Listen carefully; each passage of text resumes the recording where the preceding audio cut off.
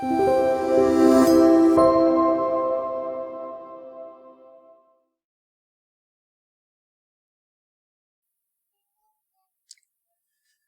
여러분 안녕하세요.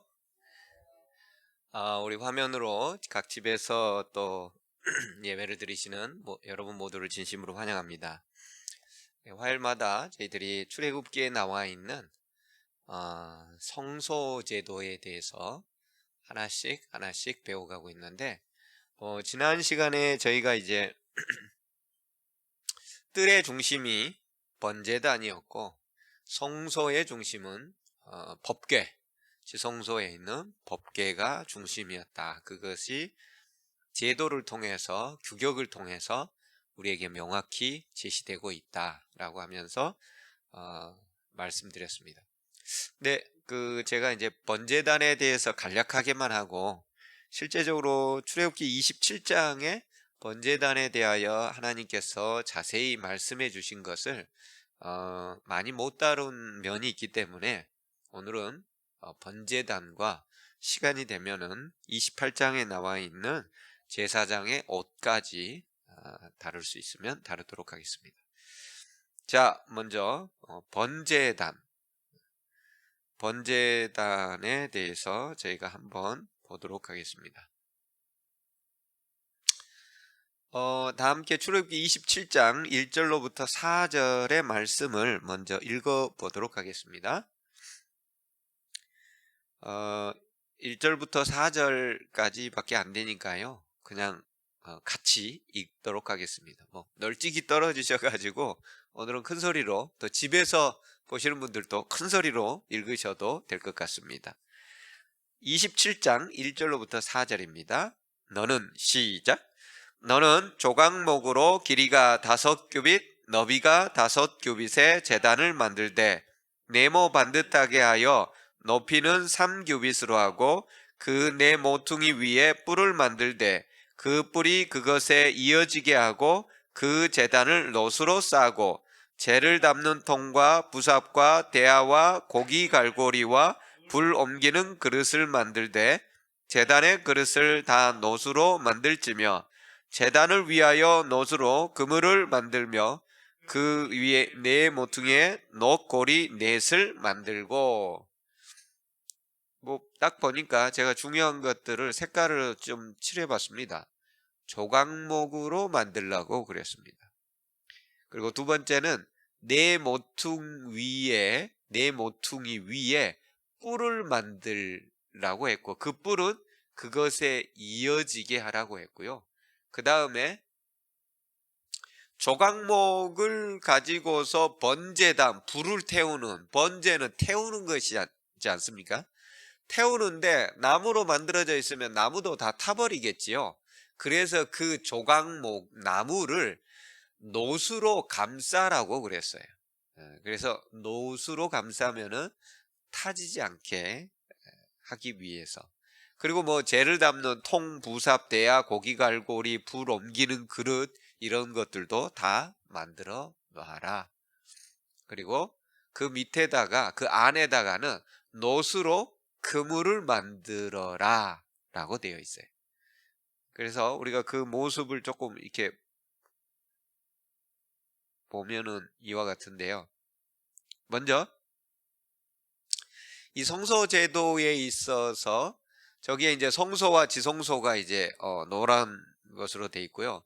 이제 뜰에 번제단과 물두멍이라는 게 있습니다. 그리고 그 앞에 뭐가 있어요? 문이 있지요. 이 문이 사실 동쪽입니다. 이 그림상은 이렇게 지금 우리가 왼쪽이 서쪽, 보통 이렇게 하는데 이 오른쪽이 동쪽이에요. 그래서 동쪽으로 나와 있는 이 문을 향해서 죄인이 들어가게 됩니다. 딱 들어가는데, 성소로 들어가기 위해서 제일 첫 번째 만나는 게 뭐예요? 번제단이에요. 죄인이 하나님을 만나러 가는데 죄의 문제가 해결이 돼요. 번제단은 죄의 문제를 해결하기 위해서. 그래서 아까 녹그물들 있는데, 그 그물들은 저 안에 넣어져 가지고 이제 밑으로 재가 빠지도록 되어 있는 그런 형태로 제작이 되어 있습니다. 저기 제일 가에 뿔들이 보이시나요? 너무 조그만해 가지고 제가 뿔들을 미처 여기 요것들이 다 뿔들입니다. 예, 저게 뿔들이에요. 예. 그래서 성막문을 통과하여 가장 먼저 만나는 것이 희생 제사를 드리는 번제단이었다. 예, 성소제도에서 사람이 죄인이 먼저 들어가서 성막으로 들어가서 가장 먼저 접하는 것은 번제단이에요. 번제단. 번제단에서 희생 제사를 드려지는 것이었습니다. 양이나 염소나 또는 송아지나 이런 것들이 번제로 태워서 드리도록 되어 있습니다. 그래서 번제단 위치는 하나님 만나기 위해서 먼저 죄 문제가 반드시 해결되어야 된다는 것. 왜냐하면 하나님은 거룩하신 분이기 때문에 죄인이 갈 수가 없죠. 그래서 번제단을 통과해야 돼요. 근데 그 번제단이 누구를 상징한다고 그랬어요? 예수님의 십자가 사건을. 그래서 죄인이 하나님을 대면하여 만날 수 있는 유일한 길은 예수 그리스도의 십자가를 통과하는 그 길이라고 그랬습니다. 그걸 보여주기 위해서 맨 먼저 번제단을 통과하도록 되어 있었던 것이. 자, 번제단에는 규격은 뭐 장이 5규빗, 광이 5규빗, 고가 3규빗 뭐 이렇게 되어 있는데 한마디로 가로 세로 5규빗 5규빗 약 2.28m. 그래서 정사각형입니다. 그리고 높이는 1.37m 정도예요. 그러니까 일반적으로 제사장들이 키가 크지 않다고 할지라도 번제단에서 번제를 드리고 또 그것을 보고 또 그 제사를 다 운영하는 데 있어서 큰 어려움이 없도록 그 높이는 그렇게 높지 않은 형국으로 되어 있고 저 그물망이 저 안에 들어가 있어서 먼저 나무를 넣고 재물을 넣고 그렇게 해서 태우며 그 밑으로 이제 재들이 빠져지는 그런 형국으로 되어 있어요. 그래서 재료는 아까 읽었던 조각목, 보통 씨띠나무, 또 어떤 데서는 아카시아 나무. 이게 이제 광야에서 구할 수 있는 나무들입니다. 근데 이게 비교적 가볍다고 그래요.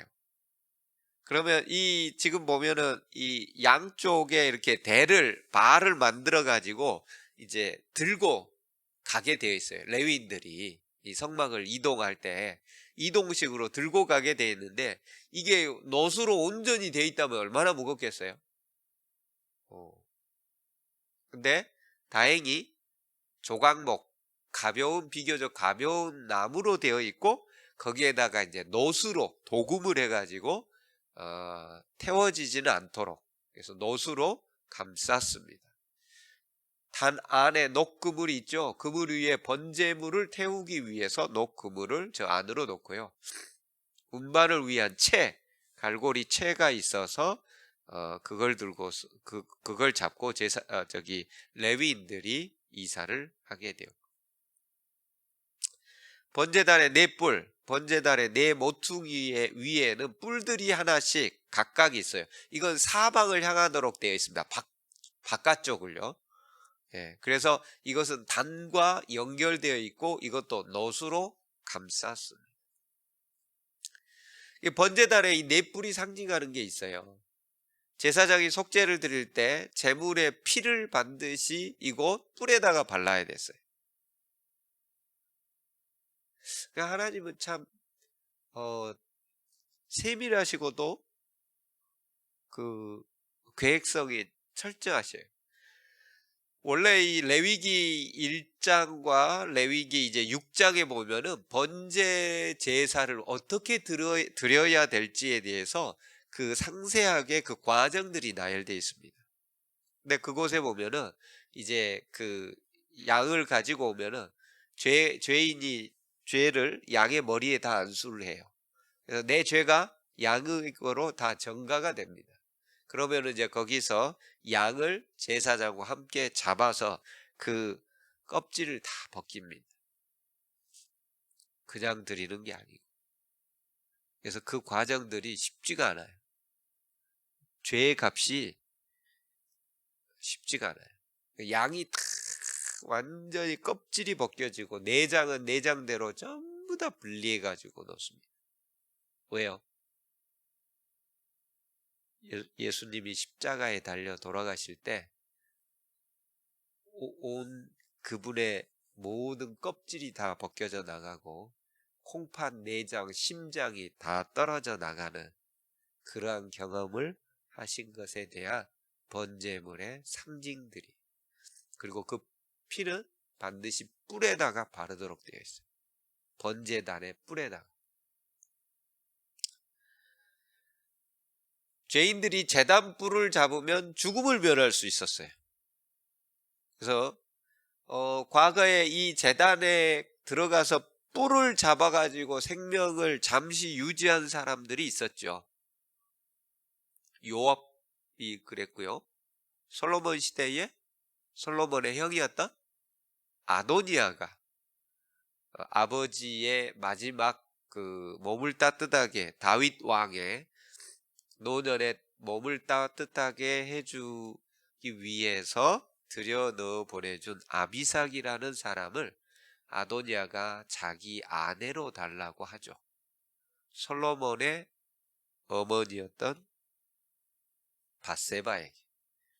그래서 밧세바가 가가지고 솔로몬 왕에게 그 아도니아 형인데도 왕이 못 돼서 서운한 감도 있고 그러니 그렇게 좀 들어주는 게 어떻겠습니까? 라고 아도니아의 꾀에 넘어가서 밧세바가 자기 아들이었던 솔로몬 왕에게 얘기를 했더니 솔로몬이 눈치를 바로 챘죠.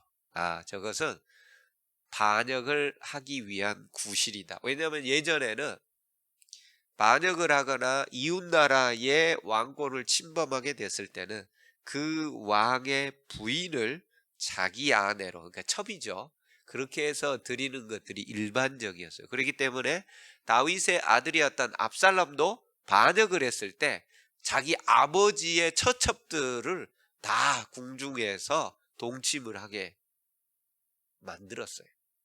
그렇기 때문에 아도니아가 자기 아버지의 그 마지막 몸을 따뜻하게 했던 여인이었던 아비삭을 달라고 했을 때 솔로몬이 그 밧세바에게 차라리 왕위를 달라고 하소서, 그리고 당장 가서 아도니아를 잡아오라고 그럽니다. 그랬을 때 아도니아가 호시탐탐 이게 무엇을 의미하는지 본인이 알고 있었기 때문에 그 왕궁에서 이제 정병이 와서 자기를 잡으려 하는 것을 알고 급하게 이제 그 제단에 들어가서 제단의 뿔을 잡았지요. 그래서 생명을 유지합니다. 그래서 제단의 뿔은 떠오르는 용서의 뿔. 왜? 피가 발라졌으니까. 그리스도의 피가 발라지면 뭐가 되는 거예요? 용서가 되는 거예요. 6월절 어린 양을 잡을 때 어린 양의 피가 좌우 문설주에 발라져 있으면 뭐가 되는 거예요? 죽음이 넘어가는 거예요. 죽음이 그 집을 건너뛰어요. 그 집을. 그렇기 때문에 제단의 뿔이 바로 용서의 뿔이자 생명의 뿔을 상징하는 것으로서 드려졌어요. 근데 그것은 철저히 뭐 때문에 그런 거예요? 양이 죽음을 바탕으로 해서 용서가 되고 생명의 뿔이 된 거죠. 그래서 누군가는 이렇게 표현을 했더라고요. 죽음의 불, 그 다음에 생명의 뿔. 그러니까 예수 그리스도께서 번제단에서 죽으심으로써, 십자가에 달려 돌아가심으로써 그 뿔이 상징하는 용서와 생명, 그래서 생명의 뿔이 된다, 용서의 뿔이 된다, 그렇게 표현한 글들도 봤습니다. 번제단은 언제든지 제물을 태울 수 있도록 레위기 6장 9절에 의할 것 같으면 항상 불이 붙어 있는 상태예요. 꺼뜨리면 안 돼요. 제사장들이 하는 일입니다.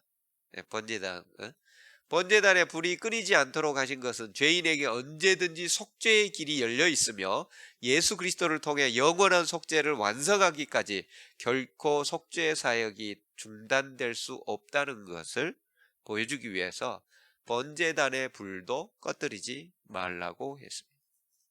그래서 시내 광야에서 만든 놋단 1445년이 출애굽을 했고, 이게 이제 여기에 안착한 때가 뭐 한 1년 정도 되면서 이제 이래저래 하나님으로부터 언약을 받은 것이니까 1445년 또는 6년부터 솔로몬 성전이 완공하기까지 595년까지 대략 486년 동안 번제단이 사용되었을 것으로 생각이 됩니다. 비록 작은 글씨로 한 페이지에 넣기 위해서요, 작은 글씨로 넣었지만 번제단이 이제 그 구속사적 예수 그리스도와의 직접적인 연관성을 몇 개 적었는데요. 번제단에서 끊임없이 타오르는 불은 죄를 소멸하는 그리스도의 복음의 능력을 상징한다. 예수님이 이 땅에 복음의 불을 붙이러 오셨다. 이 복음의 불길은 예수님께서 십자가에 달려 죽으시고 부활 승천하신 후 보혜사 성령의 불을 통해 제자들의 가슴 속에 점화되어 비로소 본격적으로 타올랐다. 즉 말해서 번제단의 불이 예수 그리스도의 십자가 사건으로 인해서 다 꺼져버린 것이 아니라, 물론 예수 그리스도의 십자가 사건으로 인해서 번제의 희생제사는 완성이 되었지만 그 불들이 성령의 불길로 인해서 예수님의 제자들 가슴 속에 흘러넘쳐 그 불들이 예수 그리스도의 십자가가 제자들의 마음 가운데 살아 숨쉬는 것이죠. 그 십자가를 통해서 성령의 불길이 임합니다. 그래서 우리가 보면은 사도행전을 보게 되면은 사도행전 1장에서 예수님이 하늘로 승천하셔요.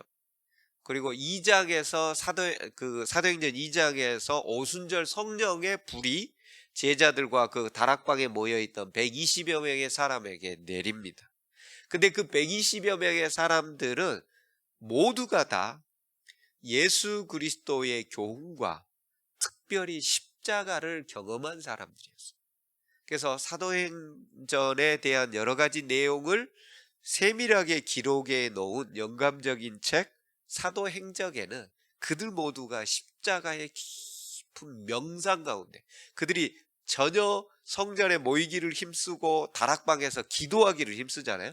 그러니까 성경 연구와 기도, 그것의 중심은 번제단에서 돌아가신 십자가를 상징하는 번제단에서 돌아가신 예수 그리스도의 삶, 죽음, 그리고 부활, 승천, 이것을 깊이 체험한 사람들이 간절히 우리도 예수님처럼 살게 해달라고 기도했을 때, 그때에 뭐가 내리는 거예요?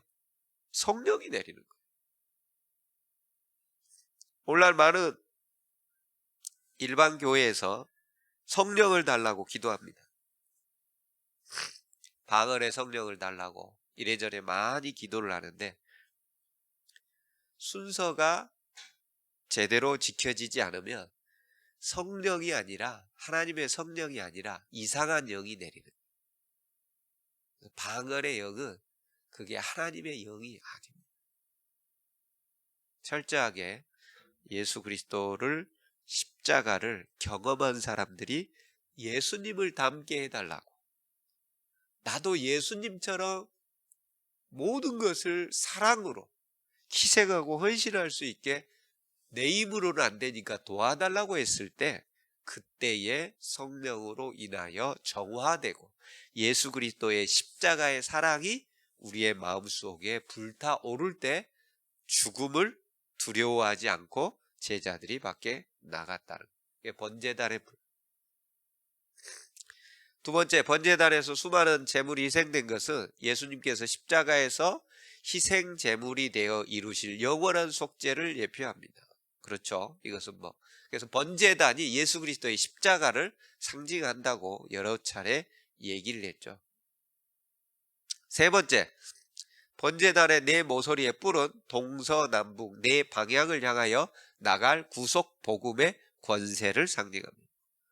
뿔은 용서, 그 다음에 생명, 그 다음에 복음의 능력. 뿔이 능력을 상징하는 경우가 많습니다. 시편 112편인가요? 거기에도 구원의 뿔, 능력의 뿔, 뭐 이렇게 표현을 해놓은 경우도 있고요. 네 번째, 번제단을 운반할 때는 자색 보자기를 사용하여 이동하였습니다. 이것은 예수 그리스도의 왕권, 자주색은요 왕권을 상징합니다. 자주색. 그래서 번제단을 옮길 자주색이 바로 예수님께서 십자가에 달리시기 직전에 자색 옷을 입혔던 것들을 상징하고 있다는 것이죠. 그래서 성소의 평면도를 다시 보면은 이게 이제 지난주에 공부했었죠. 기둥이 몇 개라고요? 10개, 10개, 20개, 20개, 60개. 그래서 60의 배수가 뭐라고 그랬어요? 14만 4천. 60은 6이라는 것은 원래 사람을 창조한 날짜가 6이지요. 그래서 6이라는 것은 사람을 상징해요. 그 사람은 한 지파에 12지파잖아요. 이스라엘이 한 지파에 5명씩 뽑으면 60명이 되죠. 12지파니까. 그 12지파의 기둥들을 상징하고 있고, 계시록에 가면은 승리하는 자, 이 세상에서 마귀의 괴계로부터 그리스도의 능력으로 승리하는 자에게는 하늘 성전의 기둥이 되겠다고 했어요. 주의 성전에. 그 기둥을 상징하는 것이 60개로 되어 있었다고 그랬죠. 그래서 뜰에 이제 죄인이 들어오게 되면 제일 먼저 만나는 거예요. 뭐라고 그랬어요? 번제단을 만나게 된다고 그랬어요. 그렇기 때문에 이 번제단이 뜰의 중심, 바로 예수 그리스도의 사역을, 십자가 사건을 의미하고, 그러니까 이 뜰 전체는 예수님의 지상 사역입니다. 이 땅에서, 지상에서 하셨던 일들의 중심, 십자가 사건이고, 그 다음에 이제 하늘에서 하실 일들, 그것은 지성소 사업 중심으로 해서 법궤와 언약궤, 즉 말해서 번제단을 통하여 예수 그리스도께서 희생하심으로써 법궤 위에서의 속죄, 시은 자, 은혜가 베풀어지고 죄가 용서되는 것은 번제단의 이 희생 제물을 통해서 가능하다고 그랬습니다. 그래서 예수님께서는 번제단의 제물도 되시고 우리를 향하여 죄를 용서해 달라는 중보 기도를 하고 계시는 대제사장도 되시고, 그리고 우리의 죄를 용서해 주시는 쉬운 자, 속죄소의 원형이 되시고,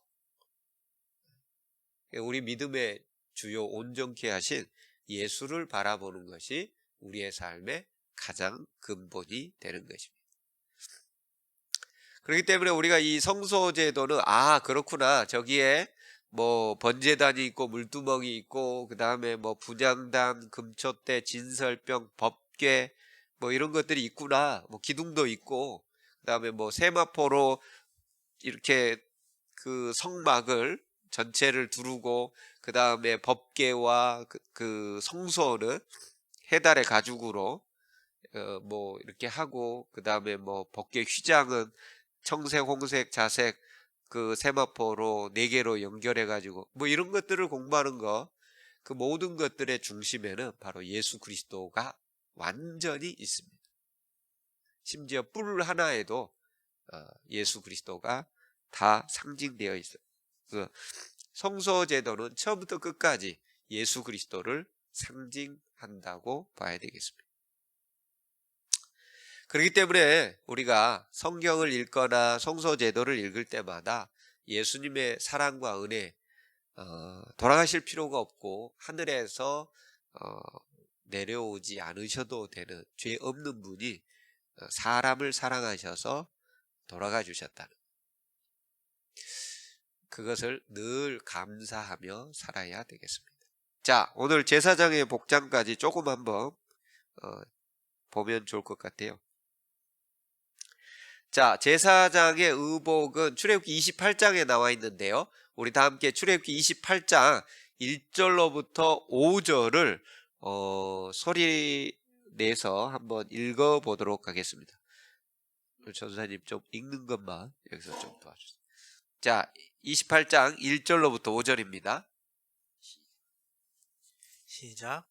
너는 이스라엘 자손 중 내 형 아론과 그의 아들들 곧 아론과 아론의 아들들 나답과 아비후와 엘르아살과 이다마를 그와 함께 내게로 나아오게 하여 나를 섬기는 제사장 직분을 행하게 하되 내 형 아론을 위하여 거룩한 옷을 지어 영화롭고 아름답게 할지니 너는 무릇 마음에 지혜 있는 모든 자 곧 내가 지혜로운 영으로 채운 자들에게 말하여 아론의 옷을 지어 그를 거룩하게 하여 내게 제사장 직분을 행하게 하라.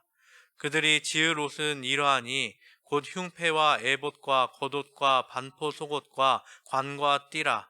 그들이 내 형 아론과 그 아들들을 위하여 거룩한 옷을 지어 아론이 내게 제사장 직분을 행하게 하라. 그들이 쓸 것은 금실과 청색, 자색, 홍색 실과 가늘게 꼰 배실이니라.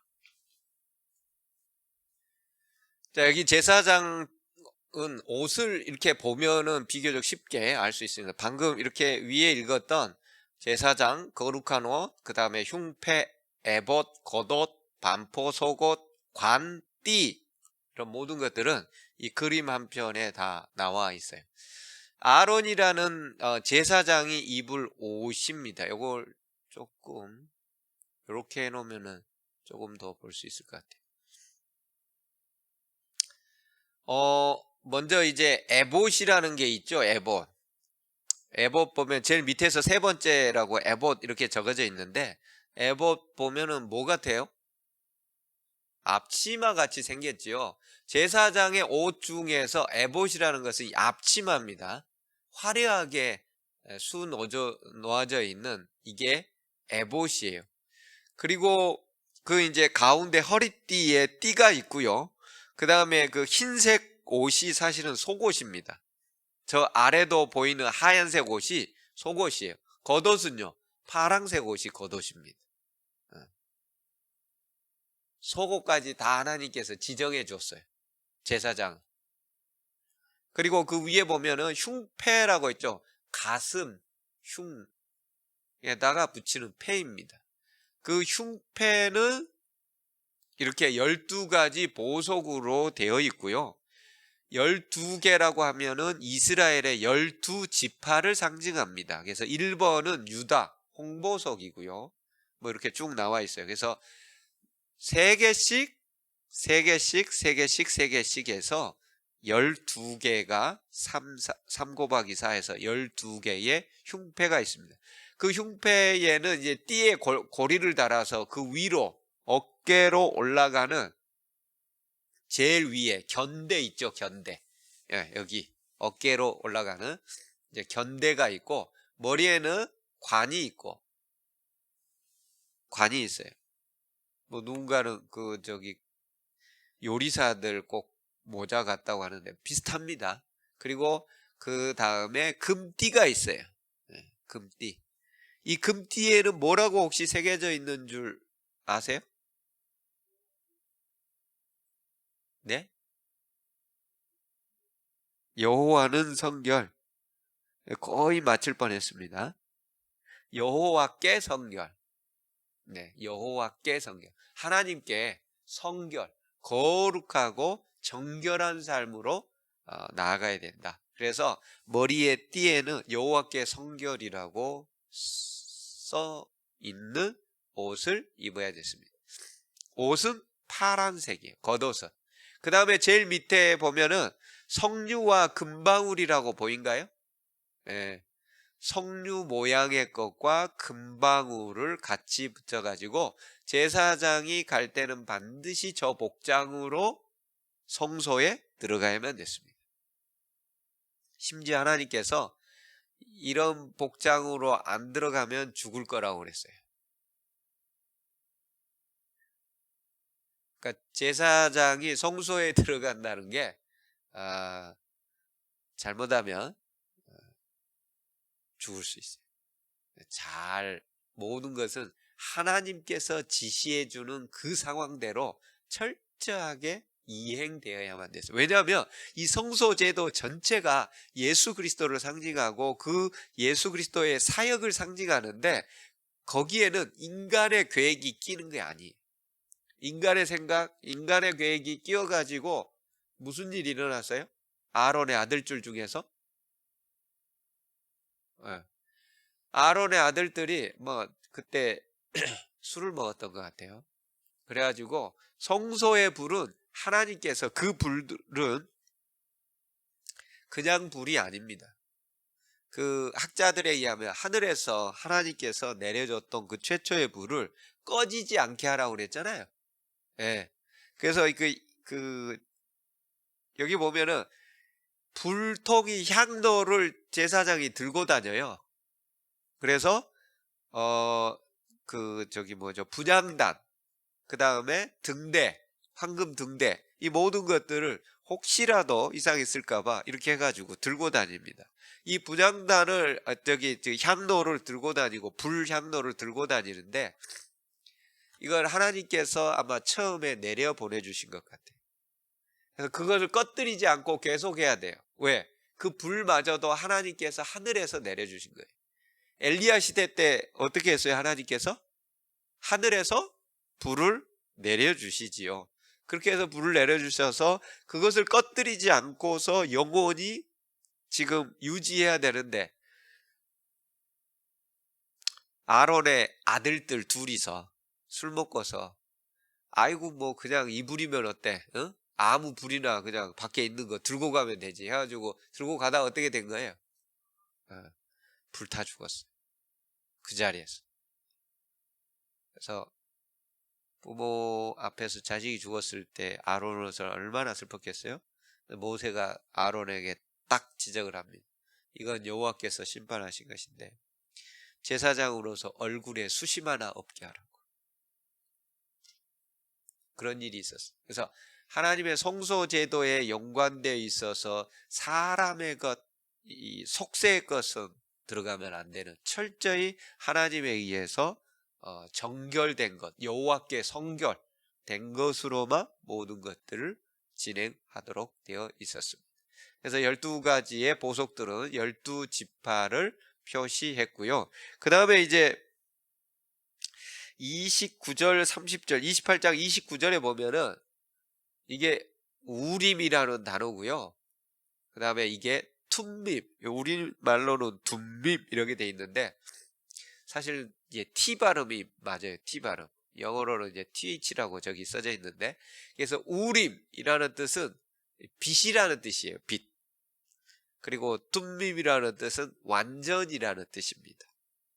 그래서 우림과 둠밈이라는 재료가 명확히 뭔지는 성경 어디에도 안 나와 있어요. 그것을 제사장이 그 흉패 있는 데다가 들고 들어갔어요. 그래서 그 밑에 이제 보면은 영어에 뭐라고 써져 있냐면 이것은 제사장이 그것을 들고 가면서 하나님께서 그 이스라엘 백성들이 뭔가를 하려고 회의를 한 것을 가지고 오면은 yes or no를 말해주는 것이 하나님께서 저기에서 yes or no를 얘기해 주는 것이 저 우림과 둠밈이었다. 그래서 저기 영어로 보면은 이제 화이트 흰색 우림이라고 돼 있는 것에는 하나님께서 no 그거 잘못됐다 아니다 내 뜻이 아니다 라고 했을 때 저게 우림이 빛이 나는 거예요. 하나님의 뜻에 맞으면 그 이스라엘 회의해가지고 올라와서 제사장이 옷을 딱 입고서 있는데 하나님의 뜻을 맞는지 물어봤을 때 그때 이제 둠밈이 빛이 나와서 오케이 그것은 yes다. 저 밑에 나와 있죠. innocence 깨끗한 그리고 yes 오케이 라는 뜻으로서 하나님께서 사용해 주셨습니다. 오늘날에는 이와 같은 방법으로 하나님께서 하시진 않으시죠. 왜? 우리에게 성경이 다 있고 그 다음에 예언의신과 여러 가지 것들이 다 있기 때문에 하나님께서 오늘날 이와 같이 하시진 않습니다. 하지만 성경이 많지 않았고 그 당시에 뭐 있어봐야 뭐만 있어요. 모세오경만 있죠. 그때 하나님께서는 저런 방법을 통해서 이스라엘 백성들의 마음을, 하나님의 뜻을 전달하는 식으로 쓰였습니다. 이게 어느 때 점점 없어졌는가? 많은 신학자들이 얘기하기는 선지자가 나오면서부터, 하나님께서 선지자를 통하여 직접 말씀하시면서부터 이런 것들이 이제 슬슬 없어지게 되었을 것이다. 왜요? 선지자가 직접, 나단이 와가지고 직접 다윗에게 얘기를 하는 거예요. 엘리야가 와서 아합에게 직접 얘기를 하는 거예요. 네. 예레미야가 직접 왕에게, 백성들에게 얘기를 하는 거예요. 그러니까 저런 부분들이 제사장을 통하여 하는 일들은 이제 조금씩 줄어들고 선지자의 역할이 커지는 그런 방향으로서 이제 진행되었을 것이다. 근데 여기서 이제 한 가지, 원래 지금 이 복장을 하고 있는 사람이 지금 이제 아론이잖아요, 아론. 여러분 성경에서 아론은 어떤 사람으로 보통 등장하죠? 출애굽기 32장에 가면 금 송아지를 만든 사람. 두 번째, 아론이 해당하는 지파는 무슨 지파예요? 레위 지파예요. 레위 지파는 원래 레위의 성격이 원래 어땠죠? 불같고 싸움 좋아하고. 왜요? 엄마가 레아였잖아요. 그래서 늘 요셉이나 이런 쪽에 밀려.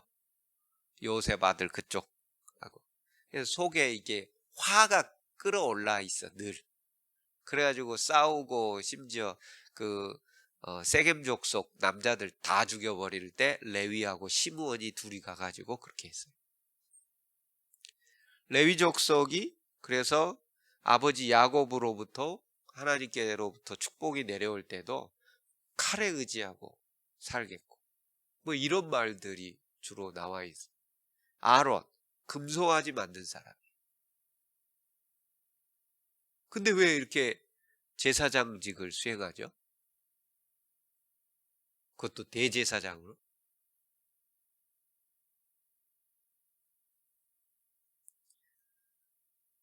이게 복음이라는 거예요. 우리가 어떤 사람이에요? 화 잘 내고 죄 많고 금송아지뿐만 아니라 은송아지도 섬기는 우리의 삶에서, 우리 여기 이 시간 끝나면은 돌아가면서 생각이 바뀌잖아요. 그래서 온갖 우리의 삶 전체가 사실 레위나 아론보다도 더한 존재를 하나님께서 뭘 삼아 주시겠다는 거예요? 너희는 왕 같은 제사장. 그래서 이 아론의 이 연약함, 레위 족속의 이 연약함이 이 성경의 복음이에요. 사실 요셉을 시켰어야 되지 않을까요? 예? 아무 죄도 없고 정말 가족을 전체를 구원하고, 그 보디발의 아내의 그 유혹에도 불구하고 하나님께 나는 범죄할 수 없다고 얘기했던 요셉이나 그 아들인 에브라임이나 므낫세가 차지해야 될 것 같은데 전혀 아니에요. 연약하고 나약하고 금송아지를, 죄를.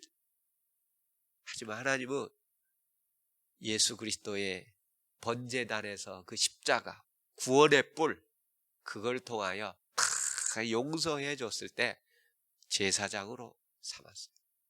올 우리가 죄 많고 연약하고 금송아지, 여기 나가면 또 몰라요. 금송아지, 음송아지를 섬기는, 죄에 빠져서 허우적거리다가 또 쓰러진 모습으로 금요일날, 안식일날 오는 우리겠지만 하나님은 우리를 왕같은 제사장으로 삼으셔서 우리로 하여금 세상의 빛이 되어서 많은 사람들이 우리를 보고 하나님께 영광 돌리도록 우리를 지금 선택하고 제사장으로 만들어 주셨다는 것에 복음이 있고 감사함이 있고 우리도 또 그렇게 비록 쓰러졌지만 다시 일어나서 하나님께로 나아가는 우리 모두가 되기를 진심으로 바라며 말씀을 줄입니다.